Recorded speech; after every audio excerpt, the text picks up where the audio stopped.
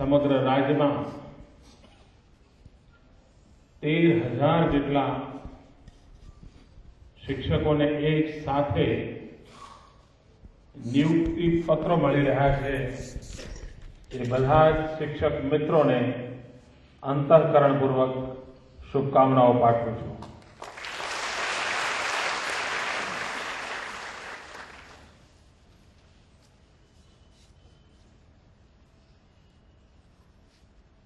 મને સમજાતું નથી કે વાતાવરણ આટલું ગંભીર કેમ છે।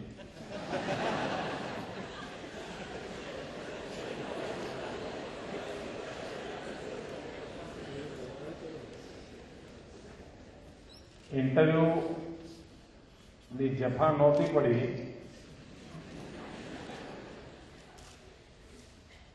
એટલે તમે ઇન્ટરવ્યુ વખતે જે કરવું પડે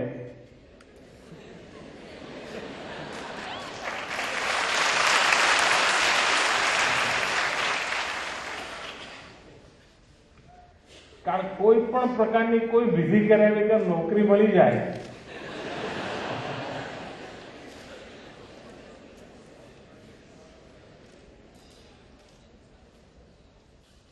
મિત્રો બહાર ગમે તે વાતાવરણ હોય પણ ગુજરાતમાં બધું જ શક્ય છે।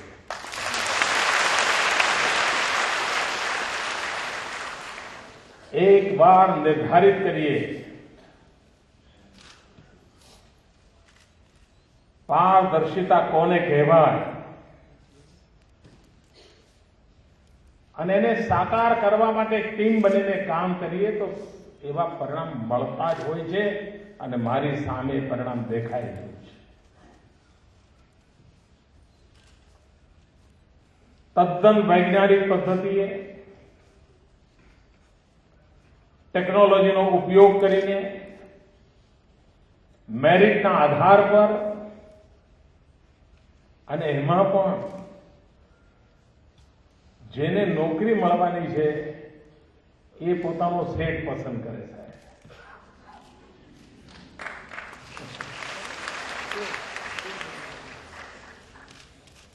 નહીં તો રિવાજ એવો છે કે સેટ એને પસંદ કરે જેની જરૂર છે। અહીંયા શિક્ષક નક્કી કરે છે કે હું આ શાળામાં જવા માંગુ છું, હું આ ગામમાં જવા માંગુ છું અને સિનિયોરિટી પ્રમાણે એને એ પણ તક આપવામાં આવે છે। અને જ્યારે આવું સંપૂર્ણપણે આપણા પર ભરોસો મૂકીને કામ થતું હોય તો આજે જેમણે ભરોસો મૂક્યો છે એ આજ માટે નથી મૂક્યો, આવતીકાલ માટે મૂક્યો છે। મિત્રો, આ સમારંભમાં શિક્ષકોને માત્ર નિયુક્તિ પત્રો નથી અપાઈ રહ્યા, આ સમારંભમાં શિક્ષકોને હાથમાં આવતીકાલ સમર્પિત કરવામાં આવી રહી છે। મિત્રો, આ નોકરીનો નિર્ણય નથી થયો। આજની આ પળે આપના માધ્યમથી પેઢીઓના સંસ્કાર અને શિક્ષણ માટેનું એક ભગીરથ કામ આરંભવાનું છે, એનો કરાર થઈ રહ્યો છે। અને આ જો મનમાં ભાવ હશે કે માત્ર હું નિયુક્તિ પત્ર લઉં છું એવું નહીં, હું આવનારી પેઢીની જવાબદારી લઉં છું। અને સંભવ છે મિત્રો કે કદાચ આ સભાગૃહમાં તમારી ગંભીરતાનું કારણ એ પણ હોઈ શકે, તમને લાગતું હોય કે આટલી મોટી જવાબદારી આવી છે।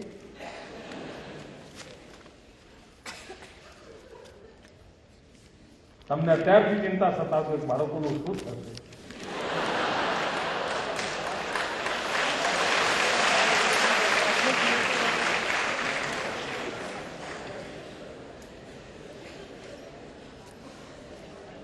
અને જો એના કારણે ગંભીરતા હોય તો હું એ ગંભીરતાને આવકારું છું।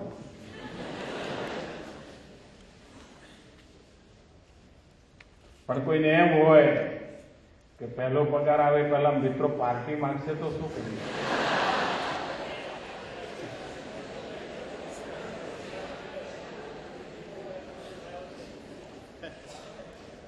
મિત્રો, સૌના પોતપોતાના કારણો હશે, પરંતુ એક વાત નિશ્ચિત છે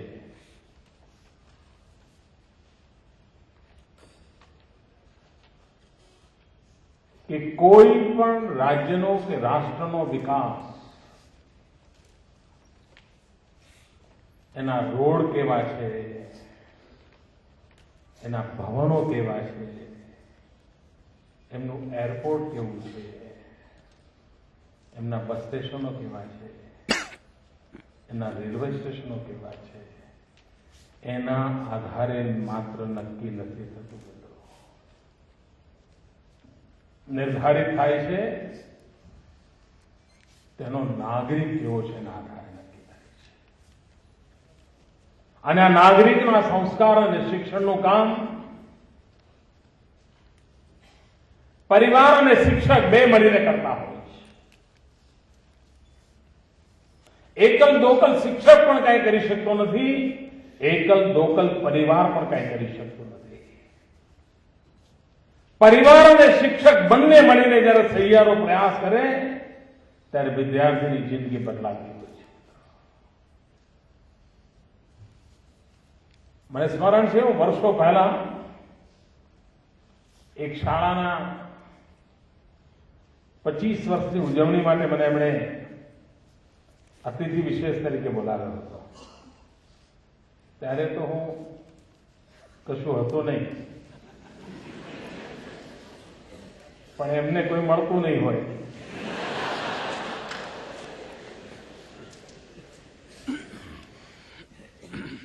અને મને પણ આવો મોકો મળે તો, અને છતાંય પાછો હું શરત કરું. મેં એમને શરત કરેલી, હું આવીશ ખરો, પરંતુ એકાદ કલાક આપના બધા શિક્ષકો સાથે હું બેસવા માંગુ છું. એમણે હા પાડી. કાર્યક્રમમાં હું ગયો. પછી શિક્ષકો ખાસા થોડા નિવૃત્ત થયેલા પણ હતા ને, બીજા કોઈ 15 વર્ષથી, કોઈ 17 વર્ષથી કામ કરનારા મિત્રો પણ હતા. મેં એમને એક પ્રશ્ન પૂછ્યો હતો, મિત્રો તમને ભવિષ્યમાં કોઈ પૂછે તો તકલીફ ન પડે એટલે અત્યારથી કહી દઉં છું. મેં એમને પ્રશ્ન પૂછ્યો હતો કે તમે આટલા બધા વર્ષથી શિક્ષણના કાર્યમાં છો, દર વર્ષે એક વિદ્યાર્થીઓની ટીમ તમારા હાથ નીચેથી તૈયાર થઈને નીકળતી હશે. 25 વર્ષમાં આવા અનેક યુવકો તમારા હાથ નીચેથી તૈયાર થઈને નીકળ્યા હશે. તમે ગૌરવપૂર્ણ રીતે કહી શકો કે ફલાણું મારો વિદ્યાર્થી, એનું નામ લઈને મારું માથું ગર્વથી ઊંચું થાય છે, એવું એક વિદ્યાર્થીનું દરેક શિક્ષક નામ આપી શકે? એવો મેં પ્રશ્ન પૂછ્યો. 15 વર્ષ 17 વર્ષ રોજ આ જ કામ કરેલું વિદ્યાર્થી, એ જેની જિંદગી હતી. પરંતુ મિત્રો, એ 30-32 શિક્ષકોની વચ્ચે એક પણ શિક્ષકે એવી આંગળી ઊંચી નહોતી કરી કે મારા કાર્યકાળ દરમિયાન એવો એકાદો હોનહાર વિદ્યાર્થી તૈયાર થયો હોય કે જેનું નામ દેતાની સાથે મારું માથું ગર્વથી ઊંચું થતું હોય. એવો એક પણ વિદ્યાર્થી તૈયાર કરવાનું એમના જીવનમાં બન્યું નહોતું. મિત્રો, આપનો હિસાબ કિતાબ કેટલા દિવસ નોકરી કરી, કેટલા વિદ્યાર્થીઓ આવીને ગયા, એ વિદ્યાર્થીઓમાંથી કેટલા 90% આવ્યા, કેટલા 95% આવ્યા, એ માપદંડ ન હોઈ શકે. કારણ કે આપણે તો જ્ઞાન નથી પરસતા, આપણે જીવન ઘડીએ છીએ. અને જીવન ઘડતા હોઈએ ત્યારે એ ઘડાયેલું જીવન મારા માટે ગૌરવમય હોય, એ આપણા મનનું સપનું હોવું જોઈએ. મારા કાર્યકાળ દરમિયાન મારા હાથે નીકળેલા વિદ્યાર્થીઓ ગૌરવ ભેર સમાજની અંદર નહીં આ નામ બોલાતું હોય એવા વિદ્યાર્થીઓ તૈયાર કરીશ. મિત્રો, આ સપનું તમે લઈને જજો એવી હું આપણે વિનંતી કરવા માટે આવ્યો છું.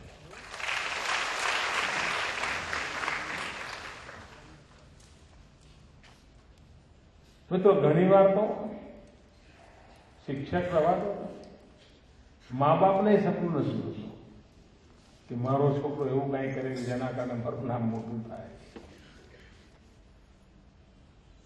આ ઈચ્છા શક્તિનો અભાવ સમાજને માટે મોટું સંકટ હોય છે.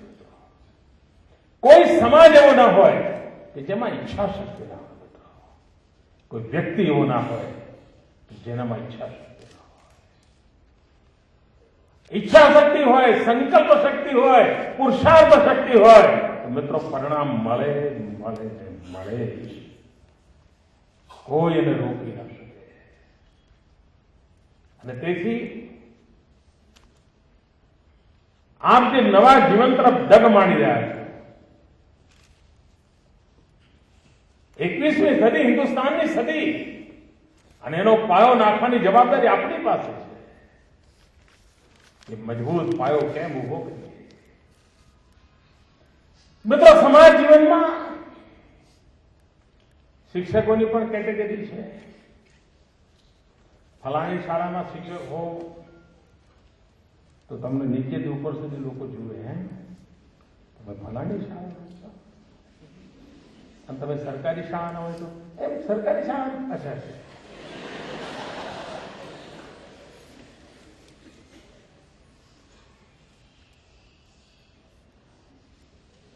આ પરસેપ્શન કોણ બદલશે? આ એક ભ્રમ છે મિત્રો કે સરકારી શાળાઓ એટલે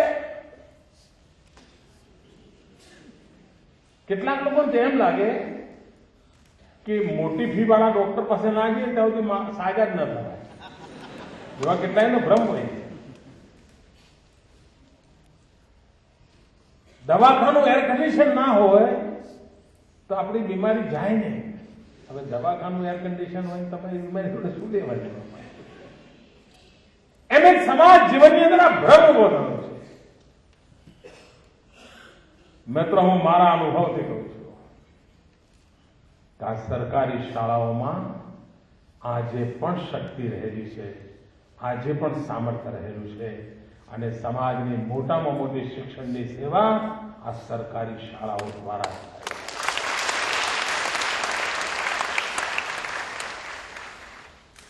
અહીંયા બહેનો મોટી સંખ્યામાં છે. ખીચડી ચઢી છે કે નહીં એ જોવા માટે દરેક દાણો જોવો પડે. દરેક દાણો જોવો પડે. સહેજ દાણો હાથમાં લો ખબર પડી ગયા ને, સેમ્પલથી ખબર પડે. મિત્રો, સરકારી શાળા કેવી હોય છે એનું સેમ્પલ આ થયું.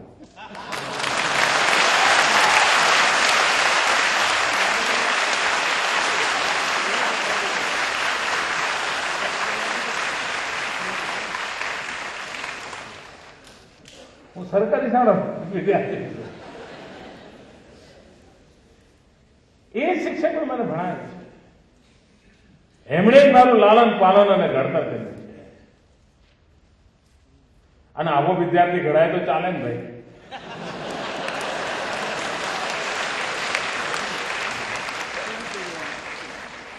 સુધારો કરજો.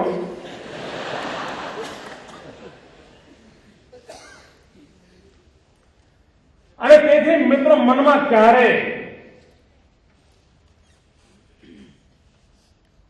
જે ઇન્સ્ટિટ્યુશનમાં તમે જઈ રહ્યા છો એના વિશે ક્યારે ઊણો ભાવ ભીતર આવવા ન દેતા. એના માટે ગર્વ અનુભવ કરજો. અને જો તમે એના માટે ગર્વ અનુભવ ન કરો મિત્રો, તો તમને કામમાં ક્યારે આનંદ જ ના આવે. કોઈ દીકરી સાસરે જાય અને એને એનું પિયરનું કુળ જ મોટું સારું લાગે તો સંસાર ચાલે? ચાલે. સાસરે ગયા પછી જે કુળમાં ગઈ હોય એ કુળના ગાણા ગાતી થાય તો એ કુળ પણ મોટું થાય અને સંસાર પણ સુખે ચાલે. એમ તમે જે કુળમાં જઈ રહ્યા છો એનું ગૌરવ આ પહેલી શરત છે મિત્રો.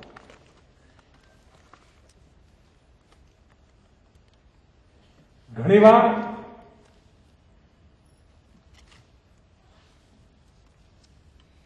માણસ સુરક્ષિત હોય ને તો પછી કશી ચિંતા નથી કરતો.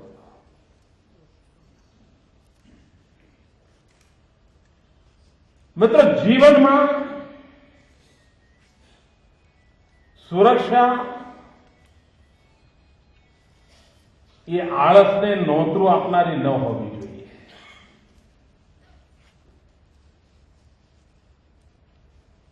એવો મનમાં ક્યારે ભાવ ના આવવો જોઈએ કે આ તો સરકારી વ્યવસ્થા છે, પાઇપલાઇનમાં ઘૂસી ગયા છીએ, હવે 58 વર્ષે પેલી બાજુ નીકળી છે, વચ્ચે કઈ પ્રોબ્લેમ જ નથી.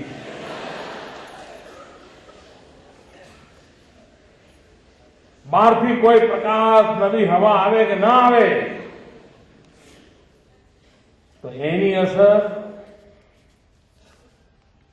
આપ જે શાળામાં ભણાવો છો એના પર તો પડશે, આપ જે વિદ્યાર્થીઓને ભણાવો છો એના પર પણ પડશે, પણ એનાથી વધારે ખરાબ અસર આપના કુટુંબ જીવન ઉપર પડશે, આપના સંતાનો પર પડશે.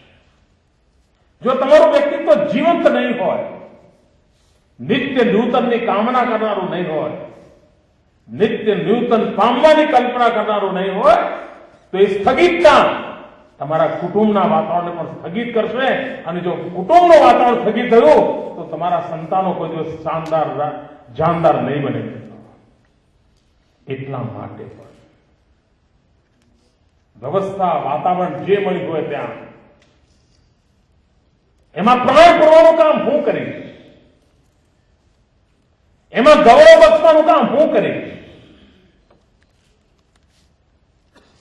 મારી શાળાની પ્રતિષ્ઠા કેમ વધે એની ચિંતા હું કરીશ.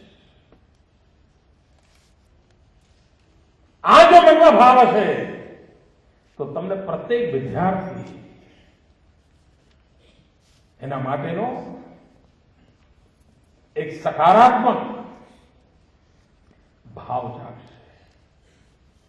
બીજો અહીં બેઠેલો પ્રત્યેક વ્યક્તિ જે શિક્ષક બની રહ્યો છે એ પોતાના વિદ્યાર્થી કાળને યાદ કરે. તમે શિક્ષકમાં શું જોતા હતા? તમારા શિક્ષકની કઈ વર્તણૂક તમારા મન પર સકારાત્મક અસર કરતી હતી? તમારા શિક્ષકે તમને કોઈ તકલીફ હોય ને કાળજીપૂર્વક વાત કરી હોય એ દિવસ તમને કેટલો સારો લાગ્યો હતો?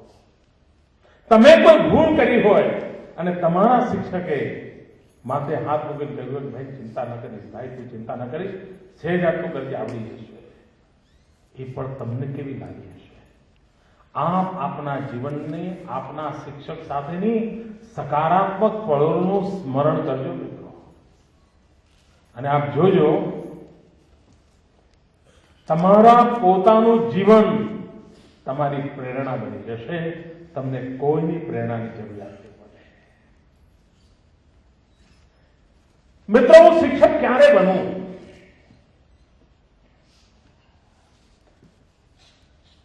હું વિદ્યાર્થી અવસ્થા પૂર્ણ કરું પછી શિક્ષક બનું? જો મનમાં આ ખ્યાલ હોય તો હું ક્યારેય શિક્ષક ન બની શકું. શિક્ષક એ જ બની શકે કે જેના ભીતરનો વિદ્યાર્થી ક્યારે ખતમ જ ન થાય.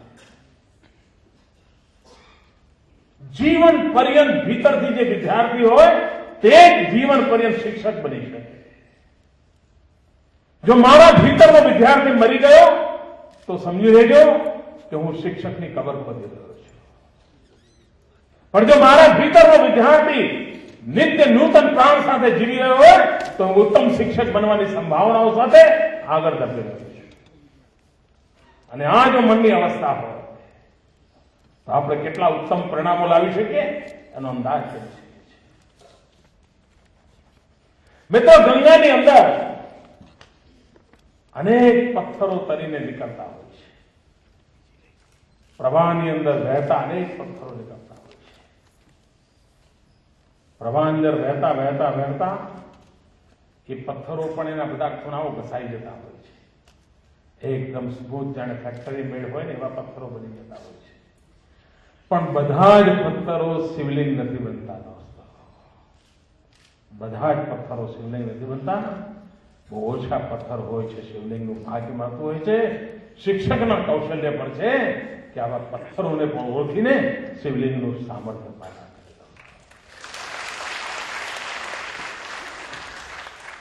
અગર જો આ મનનો ભાવ હશે, આ મનની રચના હશે, તો વ્યવસ્થાઓ તો ચાલશે. આપ વિચાર કરો, આ રાજ્યની અંદર એક સાથે લગભગ 15 કે 17 દિવસની પ્રક્રિયામાં અરજી કરવાથી લઈને ઓર્ડર આપવા સુધીમાં 13 દિવસમાં કામ પૂરું થઈ જાય. નહીં તો પહેલા તો 2011માં જાહેરાત આવી હોય,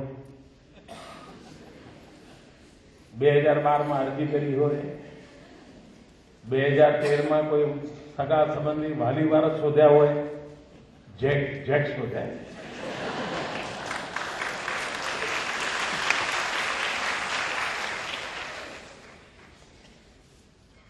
પછી પાકું થાય,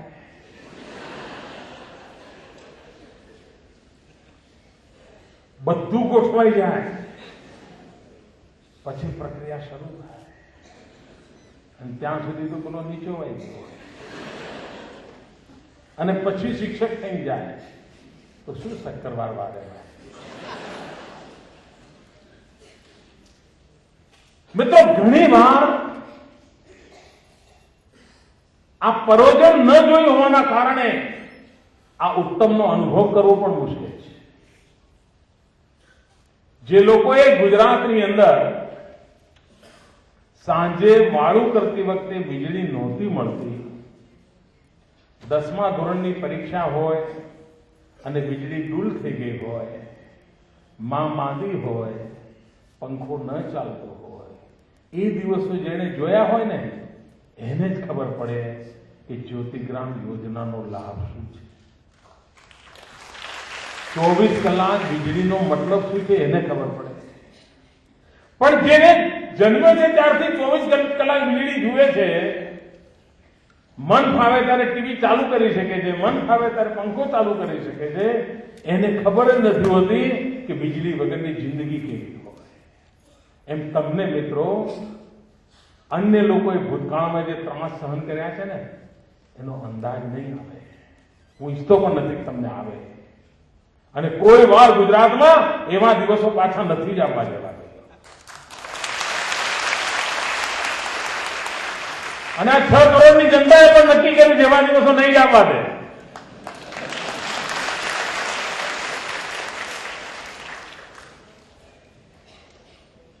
પણ મિત્રો, તમને અગવડ નથી પડી, મુશ્કેલી નથી પડી, તમારે ઘેર ઘેર ભટકવું નથી પડ્યું, તમારે કોઈ જેક નથી શોધવો પડ્યો, એનો અર્થ એ નહીં કે તમે સુરક્ષાની અંદર નિશ્ચિંત બની જાઓ.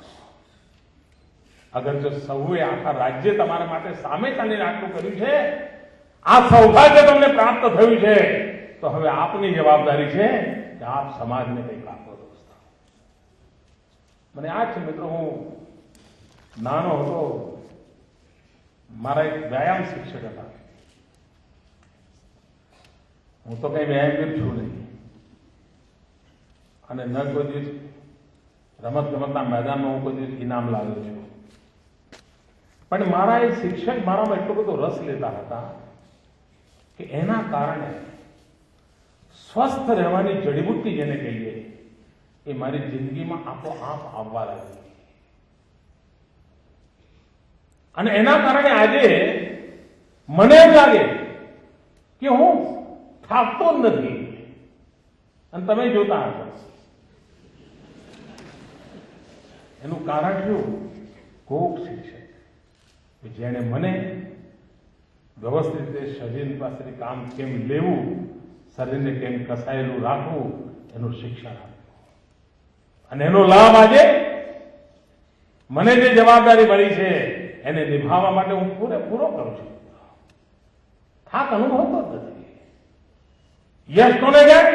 કોક મારા શિક્ષક કે જેને હવે શિક્ષકને ખબર નહીં હોય. જયારે આ બધું કરતા હશે ત્યારે ક્યાં ખબર હતી કે આ ભાઈ મોટા થઈને આ કરવાના છે? એ તો બધા શિક્ષકો વિદ્યાર્થીઓને શીખવાડતા, મને શીખવાડતા હતા. અને તેથી મિત્રો શિક્ષક સિલેક્ટિવ ન હોઈ શકે. શિક્ષક સિલેક્ટિવ ન હોઈ શકે. મારે મન તો મારી સામે બેઠેલા બધા જ વિદ્યાર્થી મિત્રો એક સમાન ભાવથી હું જોતો છું. એ બધાને સમાન રીતે વિકાસ થાય માટે મહેનત કરું. દરેકને ગુણવત્તાને સમજ્યું, એનામાં પડેલી ક્ષમતાઓને સમજ્યું અને એને ઓપ આપવાની કોશિશ કરું તો મિત્રો કેટલા બધા જીવનો ઘડાઈ ગયા. સિલેબસ એક હોય મિત્રો, અને છતાંય જિંદગીઓ જુદી ઘડી શકાતી હોય છે. જરૂરી નથી કે એક જ સિલેબસ ફેક્ટરી છે કે એમાંથી એક જ પ્રકારના લોકો નીકળે.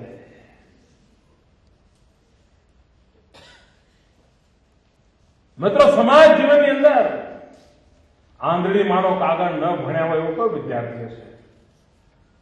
બધા જ ભણ્યા હશે. અને છતાં એવા વિદ્યાર્થીઓ છે કે જેની માં વૃદ્ધાશ્રમમાં રહેતી હશે.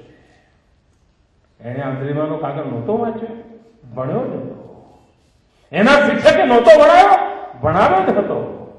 એ જયારે શિક્ષક ભણાવતા હશે ત્યારે એની આંખમાંથી આંસુ નહીં આવ્યા હોય, આવ્યા જ હશે દોસ્તો. પણ પરીક્ષા પૂરી થઈ, આંધળીમાનો કાગળ કવરમાં ફિટ થઈ ગયો અને મોટો થયો, એની માં વૃદ્ધાશ્રમમાં ગઈ. મિત્રો આંધળીમાનો કાગળ એ માત્ર પરીક્ષા પાસ કરવા માટે નથી. આંધળીમાનો કાગળ સમગ્ર માતૃશક્તિ તરફ જોવાનો મારા વિદ્યાર્થીનો દ્રષ્ટિકોણ તૈયાર થાય અને એ કામ સિલેબસ નથી કરતો, શિક્ષક કરે છે દોસ્તો.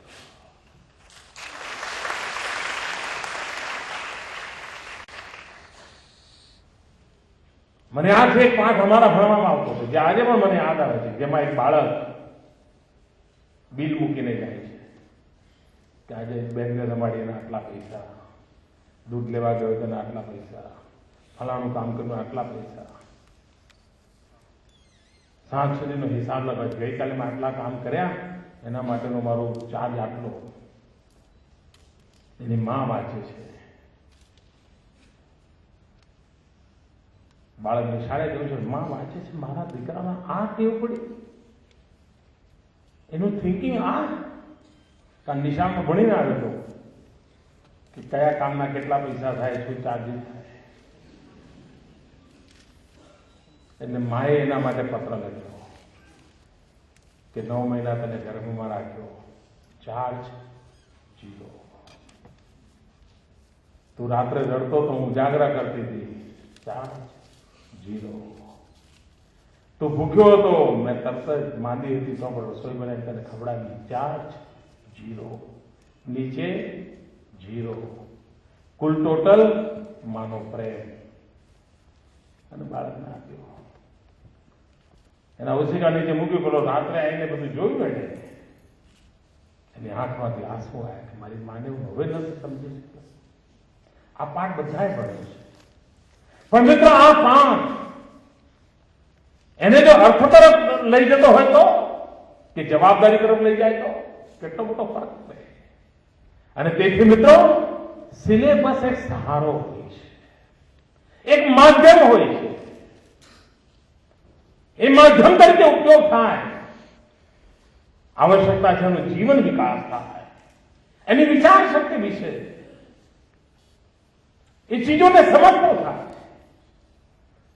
અને ત્યારે શક્ય બનતું હોય છે કે જ્યારે શિક્ષક વિદ્યાર્થીઓમાં ઓળ ગોળ થઈ ગયો, એ વિદ્યાર્થીમાં વિલીન થઈ ગયો હોય.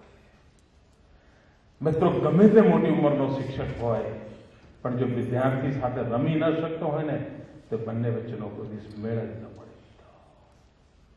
મેળ જ ન પડે. એ તો ઘણી વાર ગઈકાલ સુધી જે વિદ્યાર્થી હોય ટીખણ કરતો હોય, શિક્ષક ઉપર એરો નાખતો હોય, એ શિક્ષક બને એટલે એવી નસો ખેંચેલી હોય, હશે જ નહીં. બોલો, સામેથી વિદ્યાર્થી મળે તો નમસ્તે, કેમ છો, હવે તારું જાય શું ભાઈ પૂછવામાં, ના પૂછે. અને ક્લાસમાં એટેન્શન મિત્રો, આખી બાબતો બદલવાની આવશ્યકતા છે. એક પ્રેમપૂર્ણ વાતાવરણ હોય, હસી ખુશીની અવસ્થા હોય. આપ જોજો કેટલો મોટો બદલાવ આવે છે. એ નાના નાના ભૂલકા સપના જોતા થઈ જશે, સંકલ્પ કરતા થઈ જશે, પરિશ્રમની પરાકાષ્ઠા કરવાની એમનામાં હોશ આવશે. અને એ બધી બાબતો નવી સિદ્ધિઓને અવતારવા માટે મજબૂર કરશે. અને આ કામ આપણે કરવાનું છે. મિત્રો, ગુજરાત દેશની અંદર એવું રાજ્ય છે કે જેને પ્રાથમિક શિક્ષણ માટે આગવી મહેનત આપી છે. ગુણોત્સવનો કાર્યક્રમ કરીએ છીએ. તમે ભણાવવાનું શરૂ કરશો ને, 3 જ મહિનામાં હું આવીશ તમારે ત્યાં. કઈ શાળામાં જઈશે તો આ લોકો નક્કી કરશે, પણ આખી સરકાર સ્કૂલમાં જાય છે. 3 દિવસ સુધી સ્કૂલમાં રહે છે આખી સરકાર. અને પ્રાથમિક શાળાનું ગ્રેડેશન કરી છે. A ગ્રેડની શાળા કરી, B ગ્રેડની શાળા કરી, C ગ્રેડની શાળા કરી, D ગ્રેડની શાળા કરી. DC કેવી રીતે બને, CB કેવી રીતે બને, BA કેવી રીતે બને, અને ધીરે ધીરે ધીરે ગુજરાતની બધી શાળાઓ A ગ્રેડની કેવી રીતે બને. માત્ર બજેટ ખર્ચીને કામ અટકી ન જાય. પ્રત્યેક શિક્ષકને એનો ભાગીદાર બનાવવો છે, પ્રત્યેક વિદ્યાર્થીને ભાગીદાર બનાવવો છે. આપણે વાંચે ગુજરાત અભિયાન કર્યું. એ અભિયાન પૂરતો સીમિત રહે ના. વાંચે ગુજરાત એ સ્વભાવ બનવો જોઈએ. એવો કોઈ વિદ્યાર્થી ન હોઈ શકે કે જેને ક્યાંય આમ ભજીયા ખાતો હોય ને, ભજીયા, તો પણ એને એમ થાય કે જે પસ્તીમાં ભજીયા છે, ભજીયા પૂરા થાય એટલે પસ્તીમાં શું લખ્યું તેને વાંચી જવું. હા, વૃત્તિ જો અરે હોય કે વિદ્યાર્થીઓ.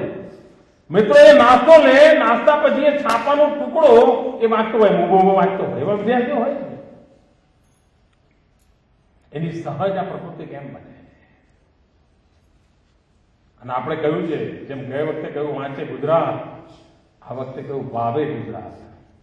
વૃક્ષો વાવે, લીલું છમ હોય આપણી શાળાનું કેમ્પસ. બાળકોનો પ્રકૃતિ પ્રેમ જાગે, ગુજરાતની અમાનત ભરે.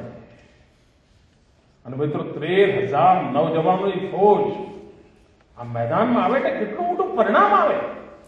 તમે એકલા નથી દોસ્તો, લાખો પૈકીના એક છો. અને આ લાખોની સંકલ્પ શક્તિ એકત્ર આવે તો ગુજરાતનું શિક્ષણ જગત કેવું હોનહાર થઈ જાય. અને તેથી મિત્રો, આજે એક સાથે બધા જિલ્લા મથકો પર આવો કાર્યક્રમ ચાલી રહ્યો છે. મારું ભાષણ પૂરું થયા પછી ત્યાં ભાષણો શરૂ થવાના છે, ત્યાં આગળ વિધિ શરૂ થવાની છે.